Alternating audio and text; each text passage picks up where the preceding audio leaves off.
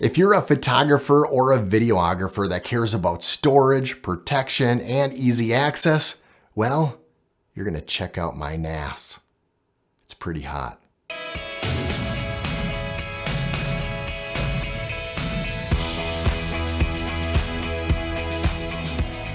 Hi, I'm Jared Hoyman, and welcome to the channel that talks about, well, mostly cameras and video. But in this case, we're going to talk about my NAS. Oh, you sicko. You think that's what we're talking about? No, a NAS, a network attached storage. It doesn't flow, so people just call it a NAS. So the difference between a NAS and my ass is that a NAS has a lot of storage. Wait, so does my ass. Oh well, I guess there isn't much difference. For some of you, you're not familiar with a NAS, and to be honest, I really wasn't either. I was familiar with what is a typical RAID system. A RAID is multiple drives that form one drive, and there's some redundancy amongst the drives that protect you if a drive fails, and then soon you have to replace that drive if that happens. But they keep operating as if nothing went wrong. There's some redundancy. It isn't a complete backup foolproof. You're going to want to use a cloud system as well. But a RAID is amazing. A NAS, a network attached storage, just doesn't flow. So again, NAS is just that as well. It is a RAID system, but now it is attached to your network and you can access it anywhere. The NAS connects directly to the network and it has its own operating system in it. It is basically a computer all by itself. It can operate and function as it is, which is amazing. I love it, especially since I paid a ton for it. I mean, they're not super expensive, but they're not cheap. The NAS that I have is from Synology. It is the 1522 Plus, I believe it is. It's a 5-bay NAS. It retails for $700. I have the links below if you're interested. And I will tell you, I've had it for over a week now, and I am floored. I am floored that I did not buy one sooner, because the access I have everywhere for my photos and video have been quick and easy to access, especially for clients. I could just show them on the go through an iPad or my phone or my laptop, and I don't have to have that information with me. It could be in my own home location with easy access. Plus, you can edit these videos and these photos remotely, and if you have a strong connection like I do with fiber, 1,000 up, 1,000 down, well, it's like your network is right there in your own home and you've done your editing right there. It's pretty awesome. So today I'm going to show you my NAS. That's right, you heard me right. I'm going to show you my NAS. I'm going to show you how I did tether the Mediasonic RAID to my NAS. Gosh, it just doesn't come out right, but you know what I mean. I'm going to show you that, and then I'm going to show you what the operating of my NAS looks like. But before we do that, look, I'm just under 5,000 subscribers. I am growing in a good way, not like a tumor. So if you are interested in cameras, photography, video, Canon, yes, I'm a Canon fanboy, then I encourage you to subscribe. So this is my DIY media center in my theater, in my basement. And right up here, we have the Orbi mesh system that's throughout my house for good wireless. Next to that, we have the AT&T fiber directly in. That's 1,000 up and 1,000 down. Directly connected to that is the Synology NAS here to the left. The Synology NAS has 5 bays. I'm filling up 3 out of the 5 bays with 14 terabytes, so 14 times 3. Subtract, because, well, one has to be redundant for backup. To the right of that is my original RAID setup.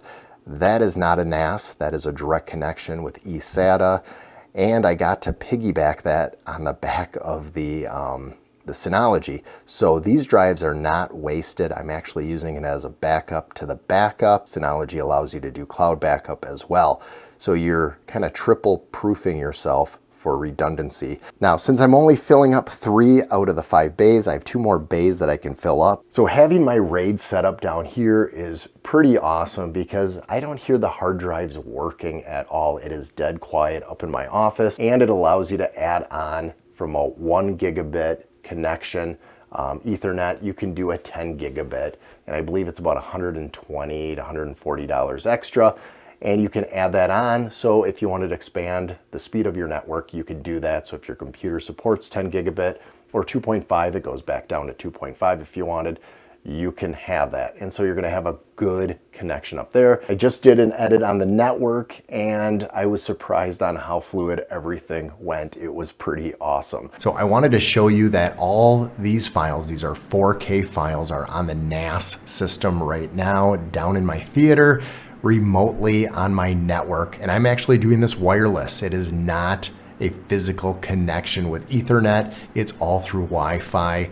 And I'm able to comb through this pretty darn quick with that coverage. It's just easy access to grab these files, and that's it. I'm actually finding this very quick with editing. And again, I don't have this in my office. I don't have to worry about this information being right next to my computer. So you can use any IP address you like. You just put in your IP address and bingo, you come into a login screen and then you log in with that.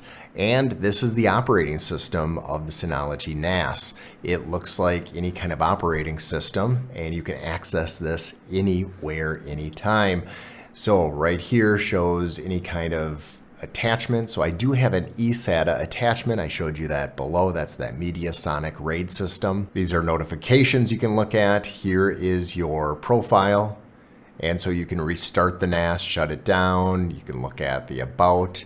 And so it shows what version of this operating system it is. So just like Windows or Mac OS, you do have a desktop that you can customize. So I've been slowly kind of playing around with what I do want on it. So I have a storage manager, Synology Photos. I'm going to show you this in just a moment. The control panel. So in the control panel, you have your file sharing information, the connectivity, so how your network is all set up. I do have it that if my Synology NAS shuts down because of a power outage and then the power comes back on, it actually will automatically reboot and reconnect. So I did program it to be that way, which is really nice because if you're gone and your house or your office loses power, well then when it does come back on, it will reboot and reconnect. You have the storage manager right here. So it shows that I'm using 3 of these drives. They are working well. It shows that it's a healthy system. It tests it on a regular basis. If there's any issues, I do get an alert and a notification. And that way I know that I need to replace one of these drives. Now, these drives are pretty new, so I'm not too worried, but just in case of failure, you are alerted through your phone. Now, what I find really impressive is what is called the package center. So like any other operating system, it might be the marketplace or it might be the store. But here it's the market center. So these are the applications that you can install. Most of them are free. There are a few that are paid, and the paid are like $2 or $3. They're really cheap. I haven't had to pay for anything yet because there's so many free ones out there. You can back up your Microsoft 365 information. So it will link to your Microsoft and then it will save it here on the NAS, which is really nice. You can treat this as a media server. And so if you have this media server app and then you put it on your phone, so if it's iOS or if it's Android, you can access all the media and play it remotely on your phone and use it as a server. Now, when it comes to photography, this is what I found super impressive and I've been playing around with it, and it is the Synology Photos app. So this app is very programmable. I have it that every single photo on my Z Flip and my wife's Z Flip will get stored here right after you take a picture. So there's an app on Android and on iOS that you install, and every time you take a picture of it, it will automatically upload it to your Synology NAS. The cool thing is it categorizes it. So this is February, March, April, May, June, July, August. You can look at it in albums. The cool thing about the Synology Photo is you can give a name to each of these faces. It will scan and then categorize each person individually. The good thing about this is, unlike Google and Microsoft and everybody else, it's not shared information. It's on your own server directly connected to you and not out there. So then you can access your own library specifically. which I love because I don't like sharing that information with the world. On the application on your phone, you can actually look on a map where each photo was taken, which is really cool with the geofencing on it. Here is Door County, and so it broke down all these photos that were done in Door County, specifically in this area. Unlike Google, these aren't being shared where everybody sees it. It's on your own server, and you're able to categorize each of these photos. So what does that mean to you as a photographer? That means each of your photo shoots can be categorized by location. You can look them up quickly, and you can index them very easily, which works awesome when you're sharing that information to clients and future clients. So the really cool thing about this is you can go to create photo request. So you go to sharing, create photo request, and then you can put in the message, the information that you want, where it would go, which folder, and then you create a request, and what it does is it gives you a hyperlink that you can share to people. You can also put it expires, or there's a maximum amount of size of photos that could be uploaded. Maybe you are working with a second shooter and you need those photos uploaded. You will then send them this link and they will upload directly to you, and then you have that information and it's right here for direct download. That's what's nice when it comes to collaborating with other photographers. I'm sure there's going to be some of you that are going to totally comment and say that I'm so inappropriate talking about my NAS, but I'm so excited about my NAS that I think everybody should talk about my NAS, and you should go buy your own NAS out there. If you're into photography and video, well, $700 sounds like a lot, but really in the whole scheme of things, it's not. It's pretty reasonable. It's like having your own computer server. All those functions that you can do in there are amazing.